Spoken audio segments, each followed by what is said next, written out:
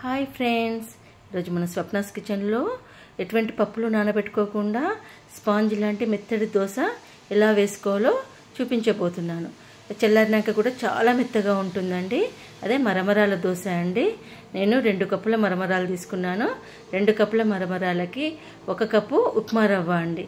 ఉప్మా రవ్వలో పెరుగు వేయాలి. పెరుగు పుల్లగా ఉంటే బాగుంటుంది. పుల్లటి పెరుగు తీసుకోవాలి.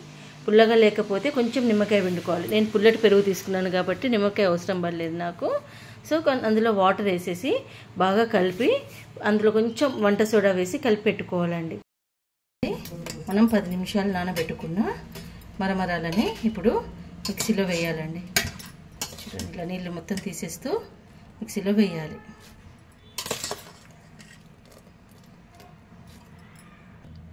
ఇలా మెత్తగా రుబ్బుకోవాలి. తర్వాత మనం ఉప్మా రవ్వ నానబెట్టుకున్నాం కదండి. ఇప్పుడు మనం ఉప్మా రవ్వను ఇందులో మిక్సీ పట్టుకొని ఇందులో వేసేసుకున్నాం కదా. ఇప్పుడు ఈ రెండింటిని మిక్సీ కలుపుకోవాలి. ఇప్పుడు మన దోశ బ్యాటర్ అనేది రెడీ అయిపోయింది. ఇప్పుడు మనం దోశ వేసుకోవటమేనండి.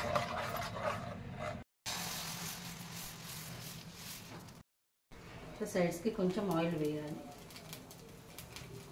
దోశ వేసినాక సైడ్స్ కొంచెం ఆయిల్ వేస్తే మంచిగా కాలుతుందండి. ఇది 10 నిమిషాలలో చేసుకునే దోశ అండి. చూడండి, ఇలా ఇంకో సైడ్ కూడా తిప్పి వేసుకోవాలి.